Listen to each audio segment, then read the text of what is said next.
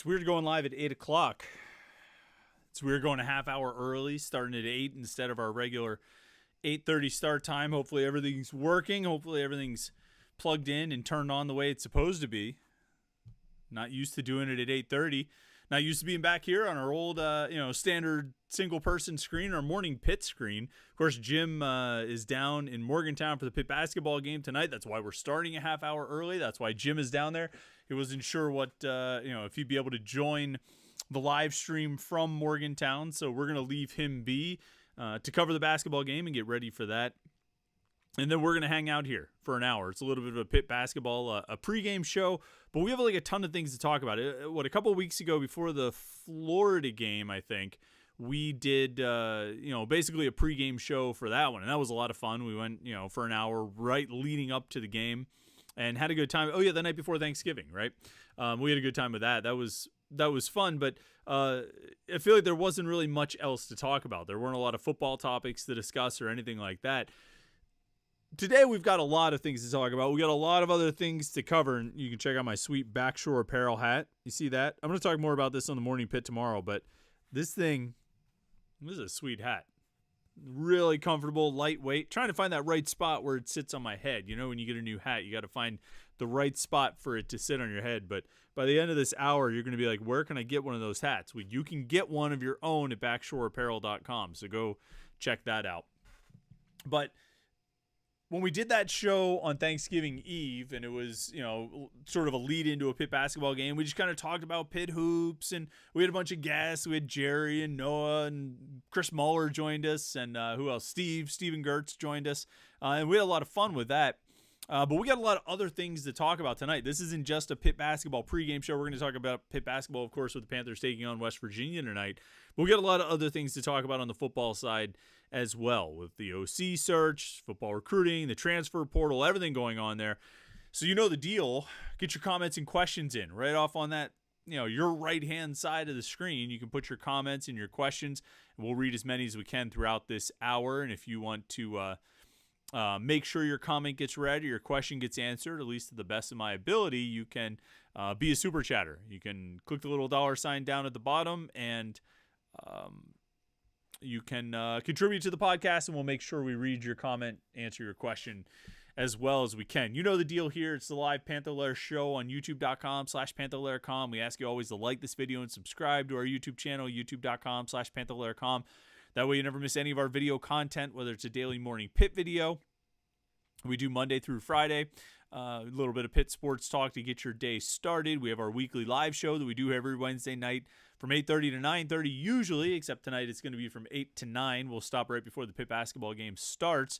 We have post-game shows. We're going to do a few of those on the basketball side here as the season goes on. It's like 30 games. We're not going to do a post-game show after every one of those games. We'll do a bunch, and those will be fun as well. And they all happen right here at youtube.com/Panther-Lair.com. So we'll make sure that you don't miss any of it.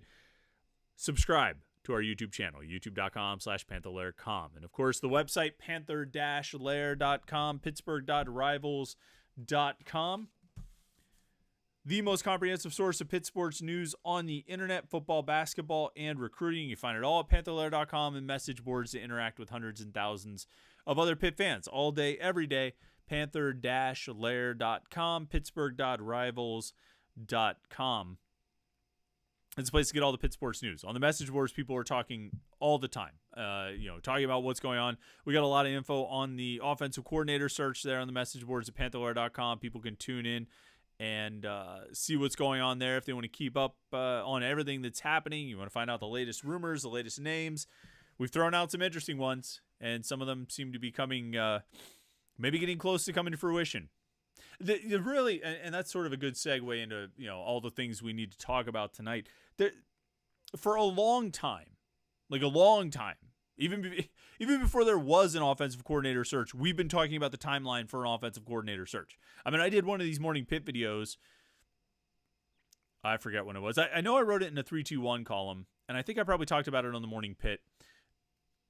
Before the season ended, maybe a couple weeks before the season ended, I basically said, look, if Pat Narduzzi planned to fire Frank Cignetti, he should do it then. He should do it before the season ends so he can be ready to commence a search and have an idea of where he wants to go and what he wants to do to move through it quickly, to go fast and get someone hired, and not necessarily fast in a reckless way or a careless way. He needs to take as much time as he needs, but you don't want to take too much time. And so the earlier you could get a jump start on that, the better. Well, he didn't do it before the season ended. He waited until the day after the season ended, and that's fine. That was last Sunday. So now this is Wednesday. So this is day 7, 8, 9, 10, 11. This is day 11 of the offensive coordinator search Wednesday. If you're watching this or listening to this podcast on Thursday, then it'll be day 12. So, we're approaching the 2-week mark. And it's very possible that a hire could be made before we get to that 2-week mark. It's very possible a hire could be made by the weekend. And I think to some extent that would be ideal. And that was why I sort of advocated that. I didn't necessarily say, I didn't necessarily sit here and advocate for firing Frank Cignetti, but I did say if you're going to do it, which is understandable, then you should do it quick so you can be ready for really this weekend coming up. I mean, ideally, you would have been ready for last weekend, the first weekend that transfers and recruits could take official visits after the season. Or that's actually not true. You could take official visits throughout that time, but it was the first weekend after the season, so it was sort of an ideal spot to have official visits. And it would have been nice to have an offensive coordinator in place to host those official visits, to interact with recruits on official visits. Most of the guys who are committed to Pitt already have taken their official visits. Julian Duggar, actually the quarterback, is one who has not. He's going to do that next weekend, not this coming weekend. So hopefully there's an offensive coordinator by then so we can talk to the quarterback recruit in the class about what he wants to do. But even just to be able to send the new OC out on the road this week, the week we're currently in, if you had gotten a hire done by last weekend, you could send him out on the road and he could go visit Julian Duggar. He could go visit, all of your offensive recruits, the skill guys and the linemen, could go visit them this week and get to know those guys, give them a sense of what you're going to be doing. You could work on some of the guys on the roster who might need a little extra reassurance from the OC about what the new offense is going to look like. Look, Kenny Johnson is somebody who has not gone into the transfer portal, but certainly is a player who is being pursued by other schools, in back channels and, no tampering, of course, or nothing like that. But he's a guy who is, what would be the way to say it? He's a guy who's appealing to other schools. Other schools want to have Kenny Johnson on their roster. And one good thing you could do to help your cause if you're Pitt, and I think he's leaning pretty heavily toward coming back, but I think one good thing you could do to help your cause is get an OC in and have that OC tell Kenny Johnson about what the passing game is going to look like and what his involvement's going to be like. I think that would help, right? And I don't think they're going to. I think they're going to keep Kenny Johnson. They've obviously already kept Gavin Bartholomew and Rodney Hammond without the advantage of having an OC hired. But if you could get somebody hired by this weekend, I think what we're going to see this weekend is official visits from transfers. I think we're going to see some transfers come to campus for an official visit. Somebody just right before we went on the air, what was his name? Jake Overman, a tight end from Oregon State, who's in the transfer portal. He was a sophomore this season. Redshirt freshman. He was a redshirt sophomore this season, so he's got 3 more years to play because he was on the roster in 2020. So he can be a redshirt junior in 2024 and then a redshirt senior, super senior. But he announced that he's coming in for an official visit this weekend. We can go back and forth about Jake Overman, what we think of him, but this is an offensive target, an offensive transfer target coming to campus this weekend. You're going to want to sell him on coming to Pitt. And Pat Narduzzi, to his credit, has done a good job in the past of selling to offensive players, particularly transfers and commits that he needed to hold on to. He's done a good job of selling to them on the promise of what the offense is going to be in the future and how it's going to feature them and how it's going to use them. I mean, he held on to Thomas McVitie after Jim Chaney left. He held on to Kenny Pickett after Matt Canada left. And then, he landed Max Brown as a transfer without an offensive coordinator in place. He landed Keaton Slovis as a transfer without an offensive coordinator in place. And you can, oh, great, Max Brown, big deal. Keaton Slovis, he stunk, this and that. McVitie, he didn't pan out. That's not the point. The point is that Narduzzi did a good job holding on to those guys and keeping them in the fold, either, keeping McVitie and Pickett in the fold or landing Brown and Slovis despite not having an offensive coordinator. So it's to his credit that he's been able to do that, but I don't know if you necessarily need to do that. If you can avoid that situation, if you can avoid the situation of recruiting without an offensive coordinator in place, it would seem to me to be ideal to avoid that. You know what I mean? It would seem like it would be much better to have the OC there. Now, can you get turnaround like that? I mean, we're already at Wednesday. Nothing official's been announced. We have thoughts on where it might be leading. We talked about that on the message board today with some strong opinions expressed on both sides, maybe stronger on one side than the other, but nevertheless, we have ideas about where it may be leaning. I suppose if a hire got announced Thursday, maybe Friday, you could have somebody in here on Saturday or Sunday to talk to these guys during their visits, but I sort of feel like you've kind of missed the window for getting someone here and acclimated and ready to recruit on a visit, this weekend. It might have to be looking ahead to next weekend, and I think they'll have guys coming in next weekend. I think there's some, there's a wide receiver that they offered, I think yesterday or today, a transfer wide receiver who's looking to visit next weekend. Julian Duggar, like I said, is going to come in next weekend. I mean, they're going to have guys in this weekend and next weekend. My guess is that they'll have an offensive coordinator hired by next weekend so he can be a part of those visits and he can try and work on some of those guys, help trying to land some of those transfers.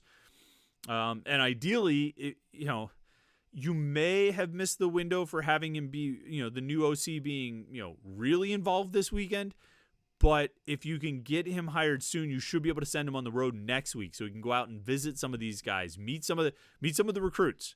You know what I mean? Some of these prospects already took their official visits. Some of the commits in Pitt's 2024 recruiting class already took their official visits.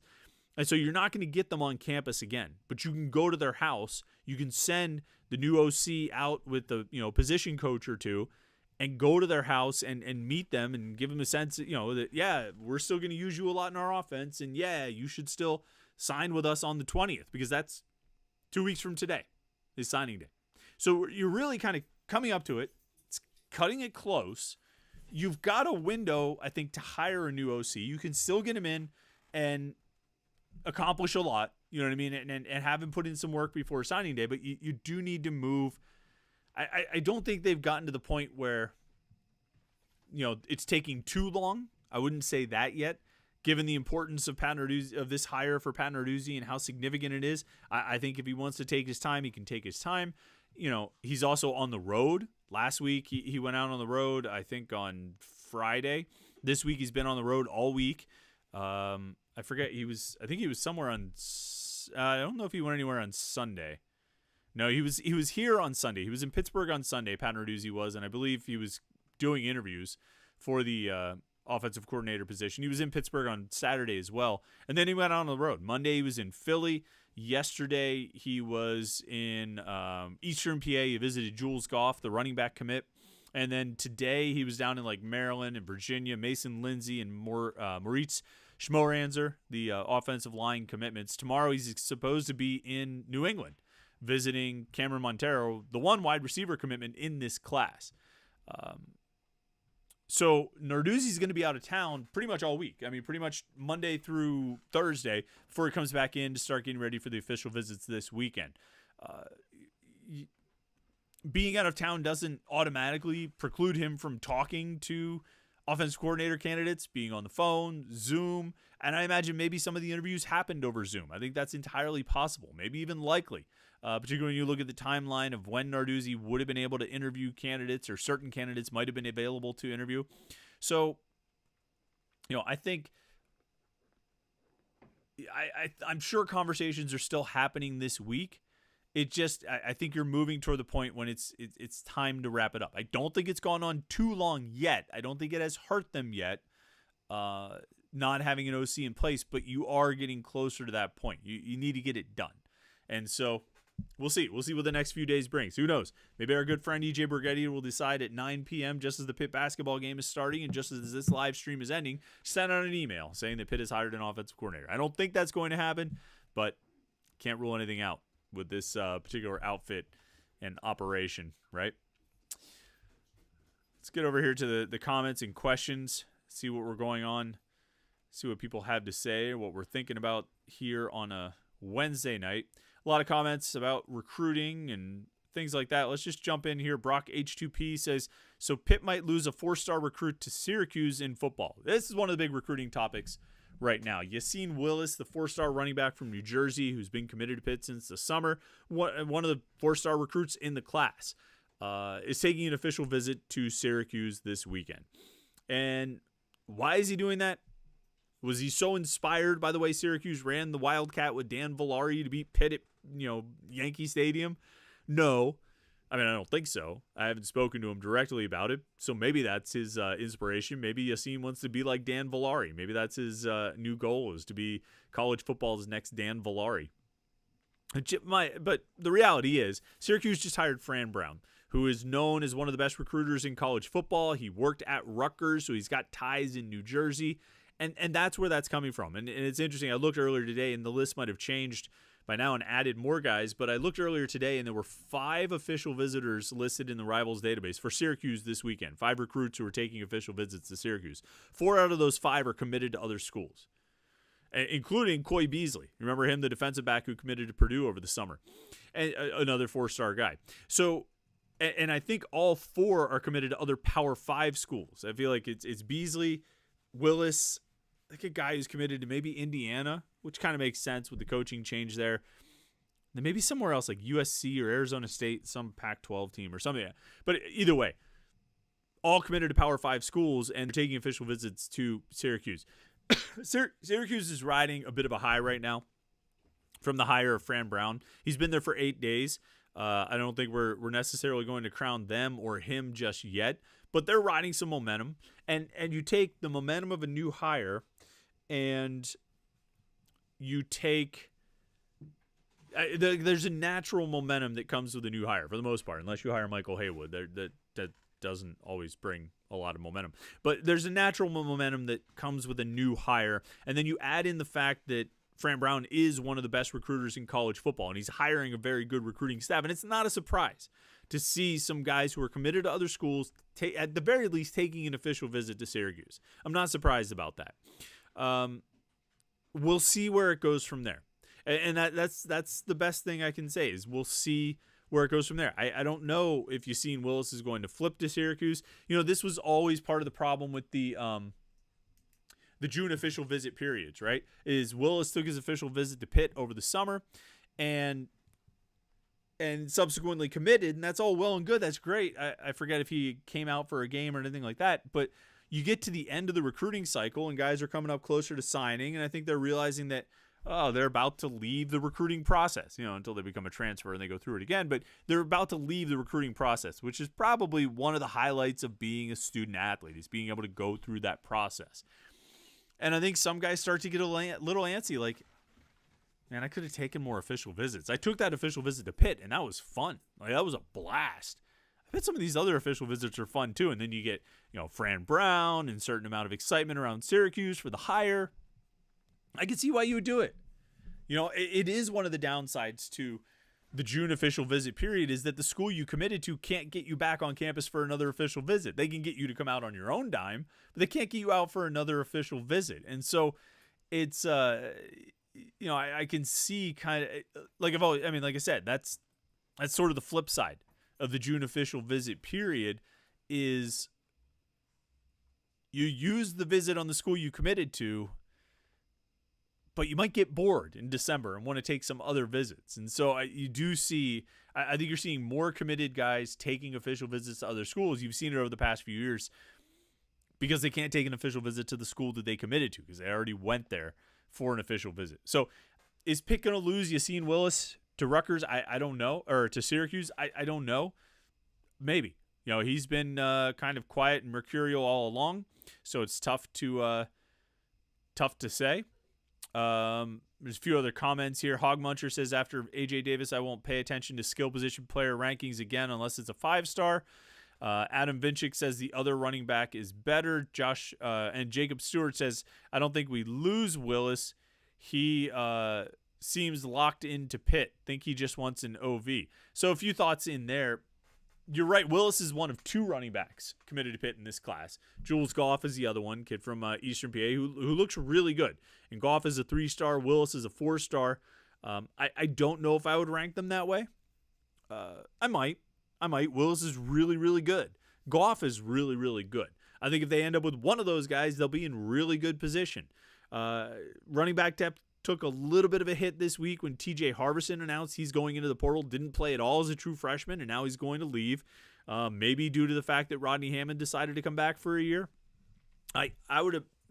I'm getting off on a tangent here about the running back situation, but I would imagine that when they recruited TJ Harbison and Montravius Lloyd, it was like, yeah, we're going to take 2 of you because look, Rodney's not going to be here in 2024. Rodney's going to go to the league. Rodney's going to have a great season in 23, and then he's going to go to the NFL. I don't know if that's what they said, but I wouldn't be surprised in the least. Well, now Rodney Hammond's coming back, and if you're TJ Harbison, Montravius Lloyd, Derek Davis, all these guys, you're looking at it and you're saying, well, there goes 150 carries, 180 carries, 200 carries that, we're going to be spread among the 3 of us, plus the freshmen if those guys get on the field. But now that's like a giant chunk of the rushing offense coming back here, a giant chunk of the carries that are no longer going to be available to us. Where am I really going to fit into this room? So if you're TJ Harbison apparently decided he didn't want to wait around and find out. And so he's gone. And so if you, my point is, if you lose Willis and you just sign Goff, you've been at a point where you were trying to take 2 running backs in back-to-back classes. Harbison and Lloyd last year, Goff and Willis this year. You'll end up with 2 running backs from 2 classes combined. I think that's fine. I do think that's fine. If they go into 2024 and the running back roster is Rodney Hammond, Derek, not necessarily a depth chart in this order, but I'm just saying like these guys, Rodney Hammond, Derek Davis, Montravius Lloyd, Jules Goff, and I guess Daniel Carter, if you want to throw him in there too, assuming he comes back. I mean, I think that's fine. I think that's a fine running back room. I'd like to see what Derek Davis can do. I think Montravius Lloyd is promising, and running back is a position where freshmen can play and contribute. It's not unheard of for a freshman to play at running back and play well. I mean, we've seen plenty of freshmen succeed at running back at Pitt over the years.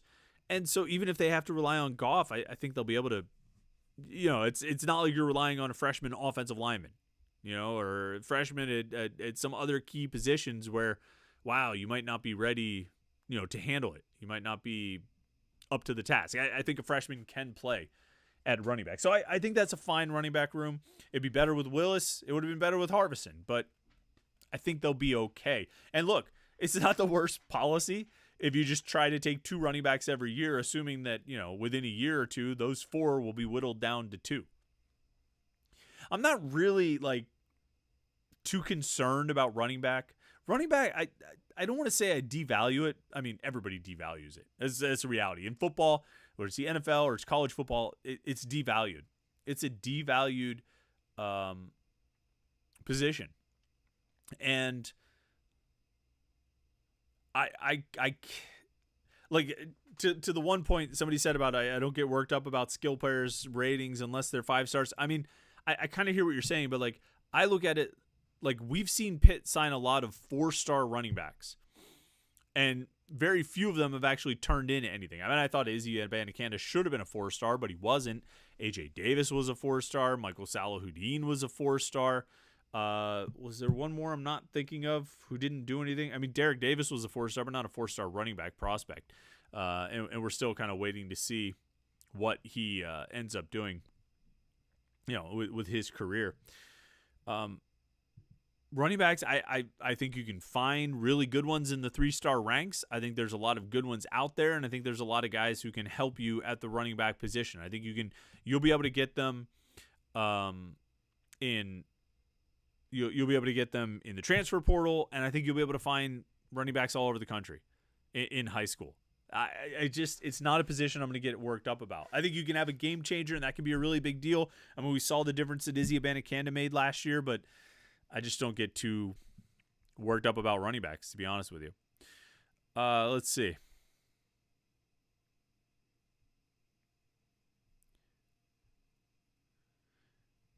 Ryan asks, is MJ Devonshire for sure gone? He would be huge to get back. If not, we should go after that corner from Miami of Ohio from Penn Hills. Miami of Ohio from Penn Hills. I'm sure he might enter considering how good he was this year. Yeah, I want to get his name. I think it was Rayon Strader, right? Rayon Strader. That's right. From Miami of Ohio. Yeah, he was all MAC defensive player. Freshman first team All-American and all this stuff. He's really good. It'd be interesting to see if he enters the portal. He has not yet, but yeah, Penn Hills guy, and definitely somebody to keep an eye on. I don't know about MJ Devonshire. I don't know what he's going to do. I don't know what his move is going to be. I've sort of assumed all along that he's going to go, but I also assumed he would have a better season than he did. And I don't think he had a great season in 2023, and I think that, maybe changes the situation, but I still have a hard time imagining him coming back.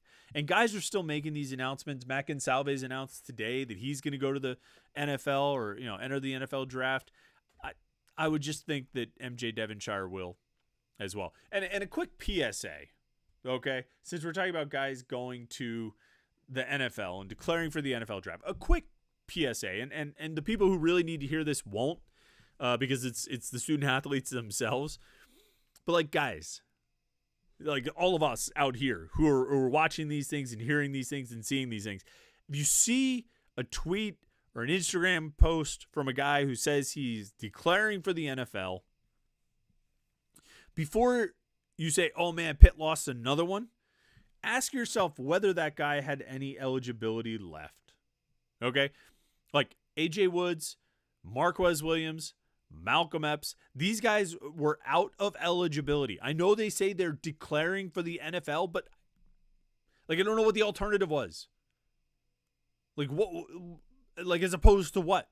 I guess going to business school, getting your master's, like giving up football. I guess that would be the alternative. I guess that's what you're telling us, is that you're going to attempt to continue playing football. You're not retiring from the game. But the way they phrase it, it sounds like there was some decision to make of whether to come back to school or whether to go to the NFL. They didn't have an option to come back to school. Okay, so when you see these, ask yourself, wait, did this guy have eligibility left? So Matt Gonsalves announced today that he's declaring for the NFL draft. Well, Matt Gonsalves did have the option to come back. He could have been a super senior next year in 2024, but he chose not to. He chose to hang up his college career and go try his way in the NFL. And best of luck to him. I think Matt has the ability to be a really good NFL player. The injury this season certainly set him back, and I think maybe created some hope that he might come back, but that wasn't going to happen, and he's off to the NFL. But some of these guys are announcing it like they had an option. They didn't have an option. They weren't coming back. MJ Devonshire, I don't know what he's going to do. I think if he were to come back, see, it's tricky. It's tricky because I was about to say if he were to come back, that could cost them somebody in their younger ranks. Like they've got Shadarian Harrison will be a redshirt freshman. Rylan Gandy and Tamarian Crumpley and Noah Bigelow. These are all younger guys who have been probably waiting for a while to get their shot. And if you bring back MJ Devonshire, I mean, sort of like Rodney Hammond takes away 150, 200 carries from those young guys. If you bring back MJ Devonshire, that's 700 snaps or something like that. That's 60 snaps a game, 50 snaps a game. And these guys have seen what the rotation actually looks like. So it's not like you're going to convince them that that everybody's going to play 45 snaps per game. They know that Devonshire is going to play a lion's share of snaps. Everybody else is going to fight to split the rest. So you might cost yourself something in that group, one of the two of those guys. And you have to decide what's better, having MJ Devonshire for one more year or having these other guys for 2 or 3 more years. But then at the same time, I've also said a bunch of times they need to go out and get a transfer corner. A veteran corner. We just talked about Rayon Strader would be great. It would seem like he would be great. But I've said a veteran corner, somebody with experience and playing time who could come in and be a starter, step into that role. And so if you do that, do you run the risk of losing some of these guys?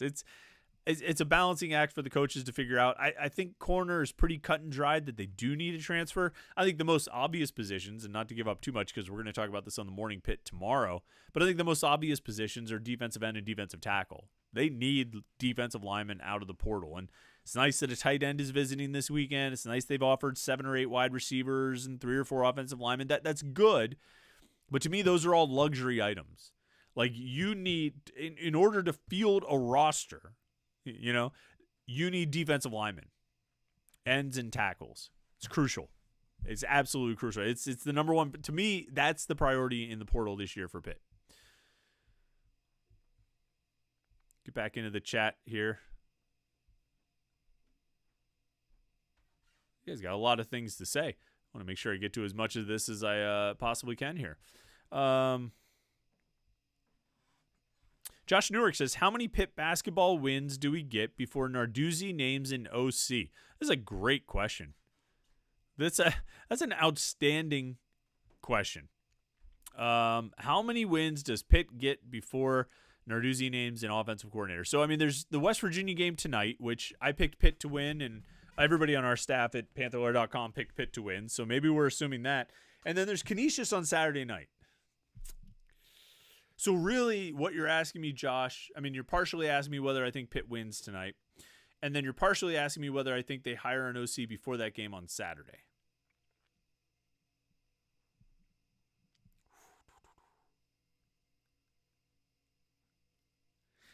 Based on no inside info, just my own guess, I'm going to guess they announce an OC hire.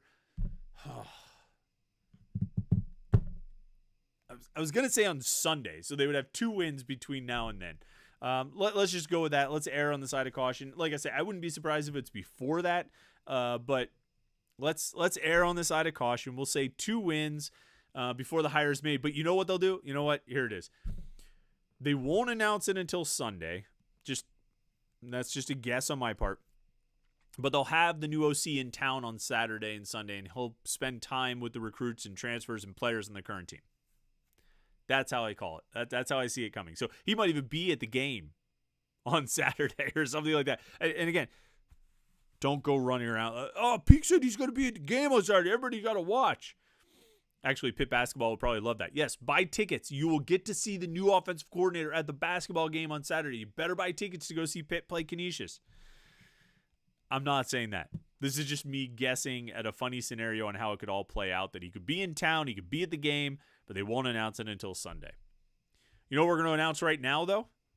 Is that the Wednesday night live show, as always, is sponsored by Chris Gates Fitness. And Chris is planning some fun stuff for the end of the year. First up, if you are thinking about setting a health or fitness goal, joining a gym, setting a New Year's resolution, or quite simply trying to start next year on a healthier path, make sure you're on Chris's early access coaching list. Now, Chris is going to open up coaching applications for a huge sale in January, and Panther-Lair podcast listeners have the opportunity to grab a coaching spot before they fill up. It's kind of like the transfer portal if you really think about it. Grab a roster spot now before thousands of other people decide to transfer and all compete for a small number of openings, because Chris actually only has a handful of spots available. Go to chrisgatesfitness.com/early access and enter your name and email. That gets you on the list. And then prior to coaching applications opening up to the public, Chris will reach out to you directly to talk to you about your interest in coaching and what a program might look like for you. If it's a good fit, you'll be able to get a coaching spot first, and you'll still get the best deal possible, 75% off your first month. Working with Chris is the most efficient and effective way to achieve your health and fitness goals. He'll not only set up a program specifically tailored to you, your goals, and your lifestyle, but he'll also be there every step of the way to guide and support you throughout the process. Additionally, Chris has some really interesting content coming as well. This week, he published a guide to tracking your body composition. Next week, he's releasing an exercise guide for busy parents on how to maximize your time in the gym and make it fit within everything else you have going on. And he's publishing a story on his client, Mike, who lost 20 plus pounds and has completely transformed his health and fitness. So go to chrisgatesfitness.com/early access and enter your name and email, and then click around, look at the site, see the other content he has to share. I think you'd be really interested. Chris is a really smart guy. He knows what he's doing, knows what he's talking about. He's got some great content when it comes to health and fitness. chrisgatesfitness.com. Sorry, notifications going off, new offers, all kinds of stuff like that. I get distracted sometimes, but I'm staying focused here on the live stream and the comments and questions, what you guys have to say. TRR says, better chance. Who's the starting quarterback next season? Nate Yarnell or a transfer?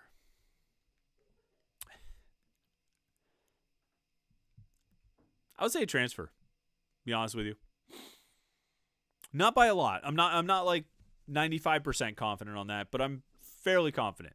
I think they're going to go get a transfer quarterback out of the portal. We'll see if that guy wins the job. Ryan wants to know, can I play defensive end or defensive tackle this season? Unfortunately, I cannot. Ryan, I'm like 5'11", 200, somewhere around there. End of the day, probably 200, 201. Morning, around the morning, and maybe 195 or something. The weight fluctuates, it goes up and down. But anyway, my point is, I once joked to Tim Salem that I would probably be more of a safety. Sort of, I imagine that if I played college football, that's probably where I would line up. And he was like, "Oh, are you a tough guy? Can you hit?" And I was like, "Oh crap, there goes that." So I don't know what I would do. What is there for a 5'11", 200-pound guy to do? There's really no spot for me other than like safety. I'm not fast enough to be an outside linebacker. So wait, why do I think I can play safety if I'm not fast enough to be a linebacker? I'm also a terrible talent evaluator as well. I cannot play defensive end or defensive tackle, Ryan, to answer your question. Pitt is going to need someone to play defensive end or defensive tackle. Think about this lineup, all right? Now, these are the guys who have either said they are coming back or have not said that they're not coming back. Defensive end, Deion Hayes, Bam Brema, Nakai Johnson, Jimmy Scott, Antonio Cayman, Maverick Gracio. That's it. 6 scholarship defensive ends returning. Defensive tackle, Elliott Donald, Sean Fitzsimmons, Isaiah Neal. That's it. That is it. And they lost 3 super seniors. Whatever you want to say about Devin Danielson and Tyler Bentley and David Green, they were guys. They were bodies. They played, and they're gone. DeAndre Jules goes into the portal, and now all of a sudden you're down to 3 returning scholarship defensive tackles. And you're bringing in a couple guys in Jasir Winnington and Francis Brew, who I think are going to be really good. Are they going to be ready to play as freshmen? I don't know. Isaiah Neal is really good, and he didn't play as a freshman. He played 1 snap. I don't even know if you can get enough out of the portal to fill out what you need to fill out here without calling on Whittington and Brew. I feel like those guys are going to have to play. Like last year, this past season with Isaiah Neal, was a question of like, can he fight his way onto the field? Whatever you want to say about Green and Danielson and Bentley, they were super seniors. They were going to play a lot. Productive or not, they were going to play a lot. And so it was a question of like, well, can Isaiah Neal fight his way past, Sean Fitzsimmons, Elliott Donald, work his way into the rotation there? This year, it's not even a question of that. Like Whittington and Brew don't have to fight that hard to get into the top 6 of defensive tackles. Top 3 at one of the 2 spots. It's just so thin, and it's a good thing they're bringing in Whittington and Brew. Again, I think those guys will be really good, but they need transfer help, and I don't know how many like viable starter worthy or rotation worthy defensive tackles they can get. It feels like they need at least 2. If not 3, just to make this rotation healthy. And we'll see if they can actually do that. Defensive end, I don't think... Sincere Edwards will be a good... Shoot, he might even end up playing tackle. But I think he'll be a good defensive end in his career. I'm not sure he's going to be ready to play as a freshman. It's just... like when you look down that group, Deion Hayes, Bam Brema, Nakai Johnson, Jimmy Scott, Antonio Cayman, Maverick Gracio. The 2 freshmen... Cayman and Gracio, we don't know anything about. Jimmy Scott, I thought he looked promising. The transfer of Sam Okunlola hurts the most. Now, DeAndre Jules stings, and it hurts the depth because of what we just talked about with the defensive tackle situation. But Okunlola was guaranteed a starting job. He really was. He was walking into a starting job with arguably, with a coach who's considered the best defensive line coach in the country. And he walked away from that situation. And he leaves Pitt with Deion Hayes as 1 starter, and I don't know who else, like Bam Brema? I don't think Nakai Johnson's going to be a starter. I think at this point you're hoping for a solid rotational role for Nakai Johnson. Is Jimmy Scott going to jump over him and become a starter? They need portal help there too. They need portal, and you know what? A really good pass rushing defensive end, a really good edge rusher. I don't. If I was a more callous person, if I didn't choose my words more carefully, I'd say something like, I don't think Pitt can afford him. But I wouldn't say something like that. Because that's not what the situation is, right? I mean, it's not schools paying for players, so I would never want to speak like that. I would never want to say a term like that. Can't afford. I mean, like that just gives the wrong impression of what this whole landscape is. But when you look, and the defensive end from Florida State is leaving, reportedly because he wanted like $1 million in NIL. He wanted to make more than Jared Verse was making in NIL. Like, if that's what we're talking about with that caliber of defensive end, I mean, Pitt's not going to get that caliber of defensive end. That doesn't mean they can't get a good one. Florida State was able to get Jared Verse from Albany, right? You can find a good defensive end out there, but you're not going to get that upper echelon edge rusher, which obviously they would like to have, but so would everybody.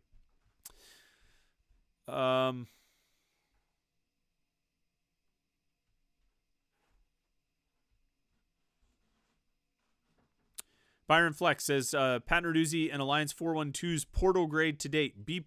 Lost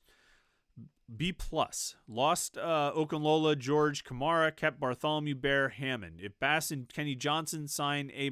Your grade. Well, there's a couple elements to it.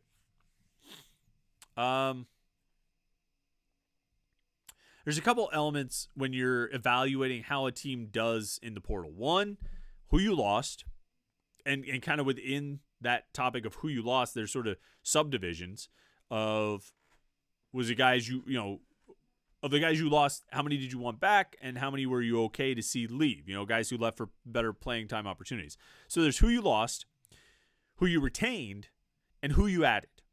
Now, we haven't seen them add anyone yet, so that's a TBD, right? We've seen them lose, just count this up, 1, 2, 3, 4, 5, 6, 7, 8, 9, 10, 11, 12. 12 players to the scholarship portal so far. Of those 12, I would say the biggest losses were DeAndre Jules and Sam Okunlola.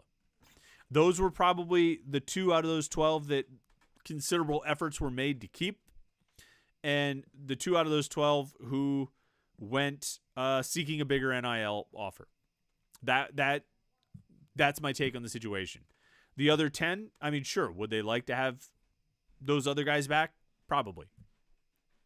Those were the two biggest losses, though. When you look at depth, you look at talent, you look at what they would have been for this team in 2024, Jules and Okunlola are your two biggest losses. Now, in terms of guys coming back, they got Gavin Bartholomew to come back. They got Rodney Hammond to come back. They got Deion Hayes to come back. They got Ryan Baer to come back. They got Branson Taylor to come back. And those are just 5 guys who have announced that they're coming back. And I keep saying this, that when you see somebody who's got eligibility left, and they announce that they're returning to Pitt for another season, it makes it pretty clear that they were considering the possibility of not returning to Pitt for another season, which means, you know what it means. And so efforts were made to keep those guys on the roster. And I think efforts are being made to keep a lot of guys on the roster. And I think, they're solid with, you mentioned Jordan Bass. I don't think Braylon Lovelace is going anywhere. Kenny Johnson is a big one that we're watching. He may be big enough and notable enough, and his situation may be notable enough that he might have to announce that he's coming back just for everybody to know that he is. But that's, retention is a big part of it. There's the losses, and then there's the retention, right? And then the acquisition, like I said, is a TBD right now. So if you compare losing 2 really good guys, two guys that you were going to count on, and 2 guys whose departures have left you in a bit of a lurch, compare that to retaining 5 right now, 5 guys who you would have said that about. And maybe that's a good way to look at it. If we're going to put guys into categories of who they wanted to keep, or who they really hoped they could hold on to, or who, whose departure will cause the most problems, Okunlola and Jules going out, but I think those other 5 guys I mentioned, Bartholomew, Hammond, Bear, Taylor, and Hayes, if any of those guys went out, they would be in this category with Jules and Okunlola. So right now it's 5-2, more or less, right? And so in terms of losses and retention, I think Pitt's ahead. With a TBD, for a B+ and A-, however you want to grade it. And to be quite honest, keeping Gavin Bartholomew after what his usage has looked like over the last 2 years with no new offensive coordinator in here begging and pleading him to stay and promising to throw him the ball, keeping him, I think that's a win. That might bump him into the A- category, honestly. Now, the third piece of the puzzle is just as big, and that's acquisitions. Who do you bring in? And we'll find out about that. We'll check in again on New Year's Day or after signing day at some point, and we'll give it a grade. But so far I would say an A-, where you have just 2 significant losses and 5 significant retentions. That's a win for me. Ryan says, do you think any offensive coaches return? If we hire the FCS guy, I'm worried about the surrounding staff he could build.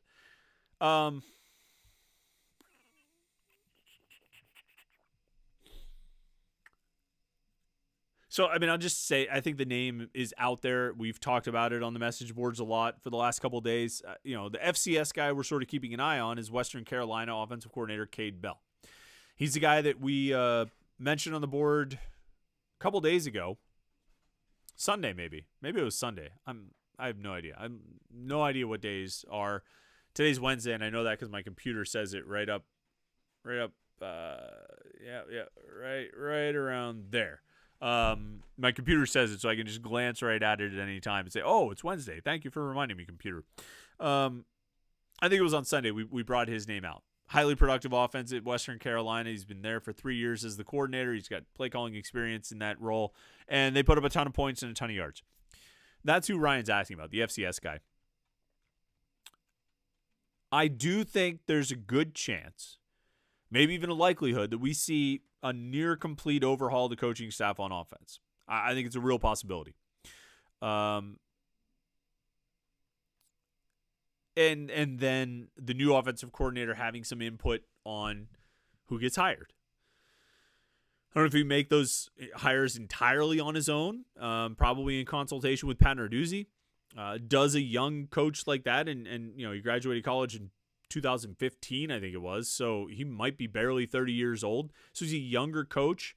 Does Pat Narduzzi trust him to make those kind of hires? If that's the guy that he hires to be the OC, does he trust him to be able to fill out a staff, with whatever hires Pitt needs to have to fill out the offensive coaching staff? I don't know. We'll really have to wait and see. I think it's possible. Bell comes from a coaching family. He's a coach's son. I'm sure he's got connections to find good coaches. I think that's lower on my list of concerns and questions about it, but it's an intriguing hire. We'll talk more about that on the message boards. Bring that up on the boards there, Ryan, and we'll talk about that. We got Tony Sadaka jumps in as a super chatter. We appreciate you, Tony. He says, I know it's very early, but it sure feels like another 3-win season next year. Tony, I think you're absolutely right. It's very early. I can't. No, I don't know. Here's what I would say about that. All right. You want to go down that path of talking about next season, what next season could be. I look at this team in 2023 and 3-9. Terrible record. Disastrous performance. But with very clearly identifiable and, in my opinion, fixable issues. All right. They wasted the first 5 games with Phil Dracovic. And no disrespect to Phil. I think he was a good teammate. I think he wanted to win here. It obviously didn't work out. But they wasted those 5 games. All right. They spent the next 5 games trying to figure out if Christian Veilleux could avoid turning the ball over. And then finally, in the final 2 games, they went to a guy who might have been their best option, a guy who could complete routine passes, which Dracovic could not, and a guy who could avoid turning the ball over, which Veilleux could not. And that was Nate Yarnell. I don't think it's an exaggeration one bit, and I've said it a lot of times, and some people have questioned this, some people have agreed with me.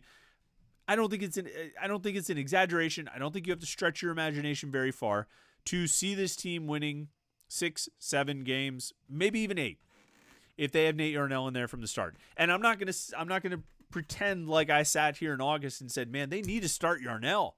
That's their guy. He's the best quarterback on the roster. I didn't say that. I'm not going to pretend like I did. But what I will say is after watching 5 games of Phil Dracovic and 5 games of Christian Veyer and 2 games of Nate Yarnell, plus a quarter here and a quarter there, I do think he was the best option. And I do think they could have won a lot more. Like twice as many games as they did with Dracovic and Veyer. And so I look at it and I'm like, okay, that's a correctable issue. That's I would almost go so far as to call it easily fixable. All right, because they basically did fix it in the final 2 games. And if they go out and get a transfer portal quarterback, a good portal quarterback, then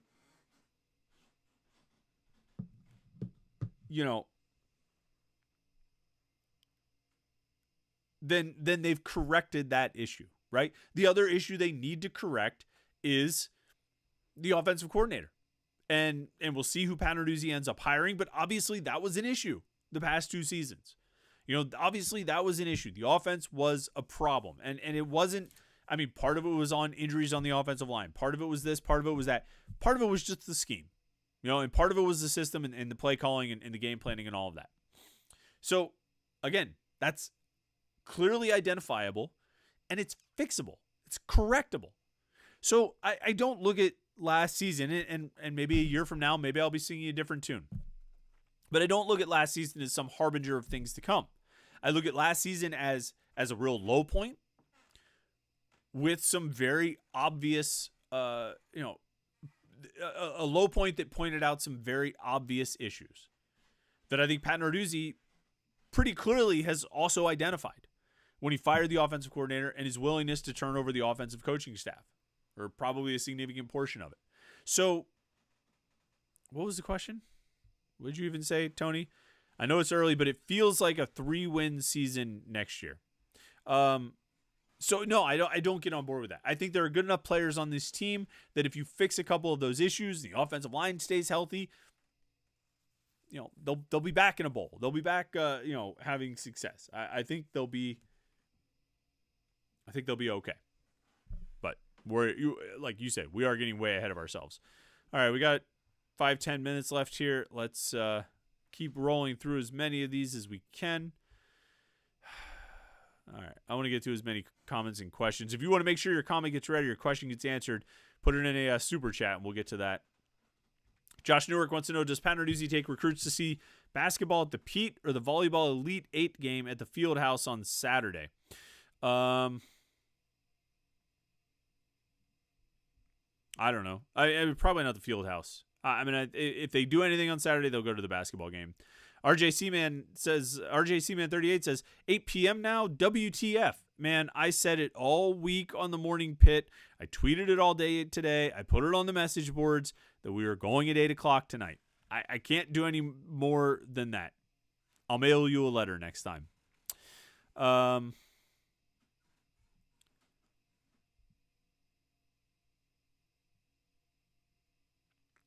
Scrolling through. Hogmuncher says, how many running backs do you really need? With Hammond back, we have like 4 or 5, right? Yeah, right around there. I think, if nobody else leaves, they'll have Rodney Hammond. They'll have Derek Davis. They'll have Montravius Lloyd. They'll have Jules Goff coming in. Then you'll have Daniel Carter, too, if you want to throw him into the mix as well. I think that's fine. Like, if you want to count Carter, that's 5 running backs in the class. Carter and Hammond will be done after this year. And so if you want to sign 2 guys in the 2025 class, go for it. If you want to sign 1 and just go with a 4-man running back room, I think that's fine. If you want to sign 1 and get a transfer, whatever. I just don't get too worked up over running backs. I think if you have a good scheme and good blocking, you can get pretty good production out of a running back.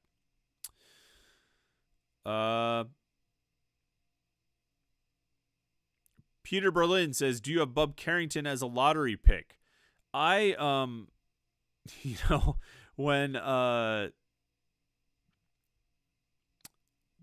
all the hype was building about Bub Carrington after the first 4 games, I was pretty content to sit back and say, well, let's see when he's not playing North Carolina A&T. Not that I thought that he would be bad, but I needed to see him play against some better competition, and I think the last 4 games have certainly showed that he's got some room to grow in his game. And we'll see it tonight. We'll watch for it tonight. I just think he needs to drive more, and I hate to oversimplify it like that, and I know part of his game has always been pulling up for jump shots.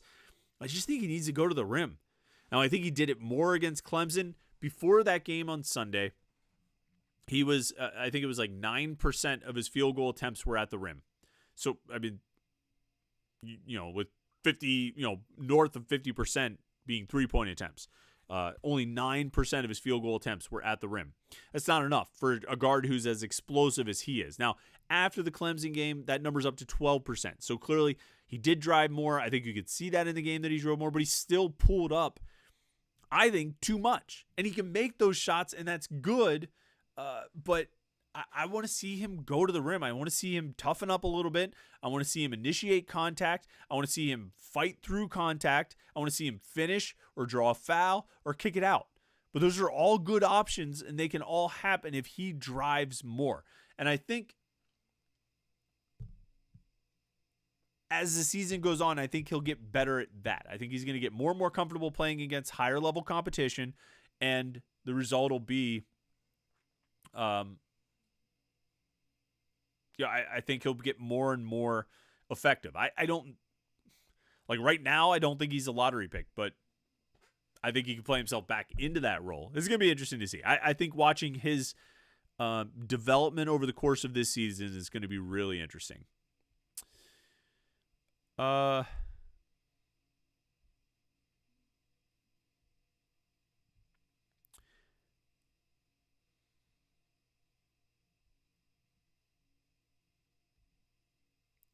Scrolling through here, Hog Muncher says, remember Shantez Moss and how he was the talk of camp. Running backs are sadly very replaceable unless they're truly special. Yeah, he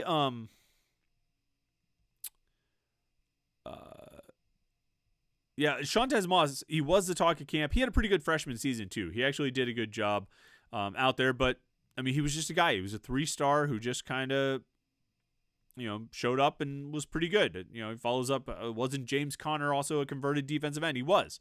So, again, I don't want to, diss those guys or devalue them, but I think you can find running backs. ZC717, how much do you think Cignetti's firing influenced Rodney Hammond and Gavin Bartholomew to return next season? I mean, I think it played a part. I think those guys would have been less likely to return if there was not a change made at coordinator for a variety of reasons. I don't think that change hurt Pitt's chances at retention with any of its offensive guys. I guess I would say that. I don't think it hurt their chances. All right, I'm checking the clock here. It's 8:59. That means we are just about out of time. 1 minute until this basketball game starts. I apologize if I didn't get to your comments or questions. That's why you got to be a super chatter. But we appreciate everybody who chimed in throughout the day. This went fast. This was a quick hour, so we had a lot of fun doing this. We'll be back at our regular time next week, I think. Slight chance we may have to change the day, but I'll let you know for sure if we're going to do that. All right. Don't forget, like this video and subscribe to our YouTube channel, youtube.com/Panther-Lair.com, and look for the Morning Pit video right here at youtube.com/Panther-Lair.com, Panther-Lair.com, every day of the week, Monday through Friday. Of course, check out the website, Panther-Lair.com, Pittsburgh.rivals.com for all the latest Pitt sports coverage and the latest from the offensive coordinator search and the recruiting and the transfer portal and everything. It's all right there at Panther-Lair.com, Pittsburgh.rivals.com. Thanks so much for tuning in tonight. We appreciate everybody who did, all the comments and the questions and the super chatters. We appreciate that. Enjoy the basketball game tonight, and we will talk to you tomorrow morning on the Morning Pit right here, youtube.com/Panther-Lair.com.